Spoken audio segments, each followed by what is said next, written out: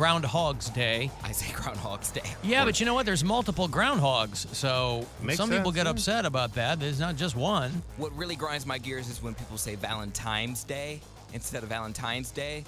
I don't like that at all. I don't know what's grammatically correct, but I think it's Valentine's. Well, it's an N. That's what I thought, too. Yeah, but I've heard people say Valentine's Day. Well, I think it's one of those things from childhood. 216-578-1007 or 800-348-1007. Those are always the numbers into this room. You can watch the show live if you're inclined.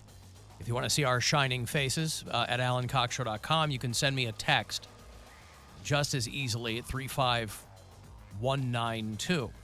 My daughter had asked me this morning if Punxsutawney Phil had seen his shadow, and by the time I'd already been up for 3 or 4 hours, because I'm up at 3, because I'm getting Groundhog Day breakfast together.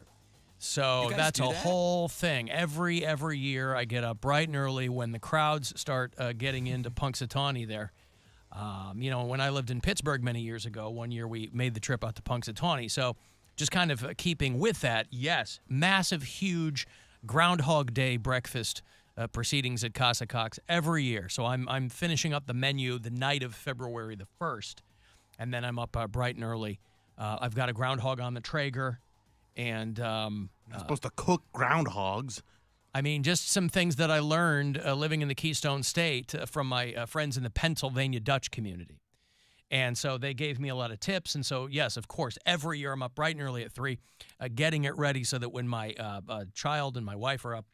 Punxsutawney is not close to Pittsburgh. It's like an hour and a half away. It's a haul, but it's a big old party. So I've got the groundhog on slow and low on the Traeger, and I'm making the stuffing inside, and I'm cutting up my ramps, and I'm measuring out my vinegar.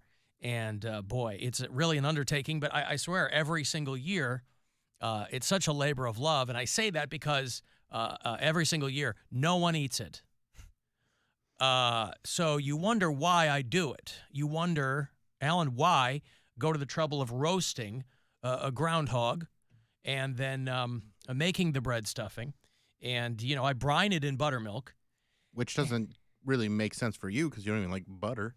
It's not for me. That's the point. But it doesn't seem like it's for anybody. Well, nobody eats it. So. It's funny you say that because as it turns out, this would be the 8th year of the Groundhog Day breakfast at Casa Cox, and it is the 8th consecutive year where it has all gone to waste. And boy, try foisting that breakfast off on a local shelter. For whatever reason, I don't know if it's fallen out of favor, nobody wants buttermilk brined groundhog braised in vinegar and ramps. And I've tried. Boy, have I tried. And it just doesn't happen. So when my daughter got up, she said, did Punxsutawney Phil see his shadow? And I said, he did not. And she said, what does that mean? And I said, I have no idea. I can never keep them straight. Gobbler's Knob. That's Gobbler's Knob in Punxsutawney. I can't that's not your weekend plans? I can't believe you've never gone, Cody. I've never gone. You never went in college? It's a big old party. I've driven through PA, but I've never visited anywhere in Pennsylvania. Thousands of people show up out there at Gobbler's Knob. And this is the first time in a few years that he didn't see his shadow, which means it's an early spring. A Buckeye Chuck is the Ohio groundhog. Yeah, looking at some of these pictures. He didn't see his shadow either. So I guess, I don't know if the two of them confer ahead of time. I don't know if there's any kind of rodentia or telepathy that goes on, but the two of these did not see their shadows. But there's huge regional rodents that come out, down in Texas. We have a lot of listeners on the app in Texas. They have Big Al, and he's an alligator that they feed steak to. And I guess if he sees his shadow, then that's how they go about it. But it's there's a lot going on. But what this means is, for people who pay attention to the groundhog thing, that an early spring, when they don't see the shadow. Now, the accuracy rate is not good. It's about 39%. In the last decade, only 3 of the predictions have turned out to be correct. And my daughter was able to rattle off this data to me. So clearly they had been talking about Groundhog Day yesterday or something. And she informed me that that the groundhog has seen its shadow 103 times and not seen it. 18 and then 19 today. So the accuracy is not good on the predictions. But again, one more year of a massive, laborious Groundhog Day breakfast gone completely to waste.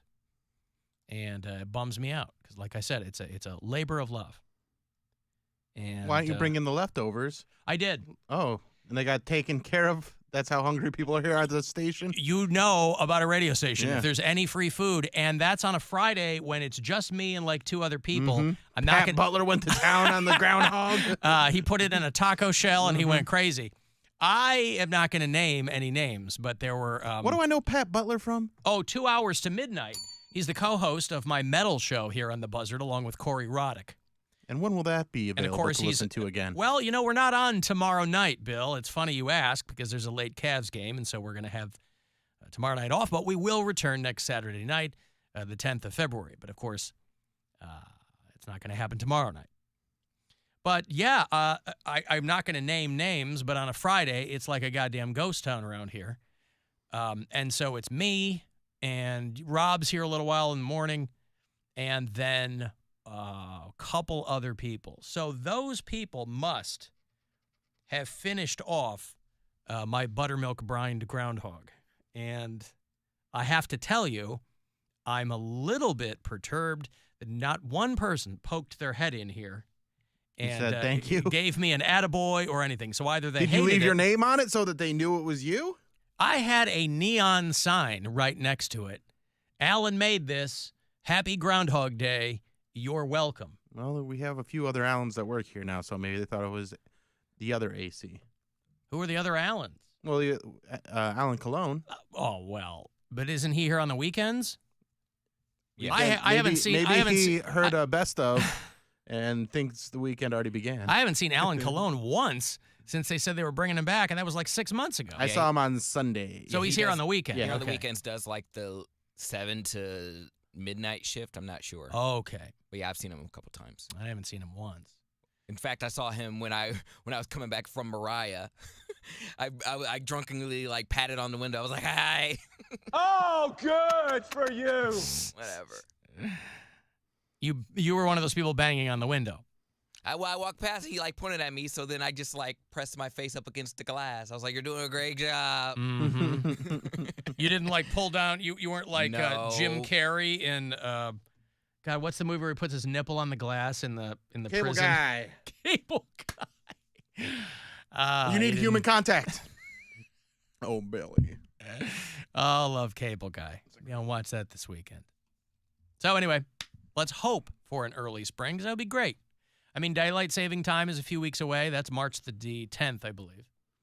And, maybe they'll get rid of that eventually. So who knows? I got more money for you. 2:30 is going to be that next keyword for you to grab $1,000 from the Buzzard bookie. You don't have to worry about a shadow or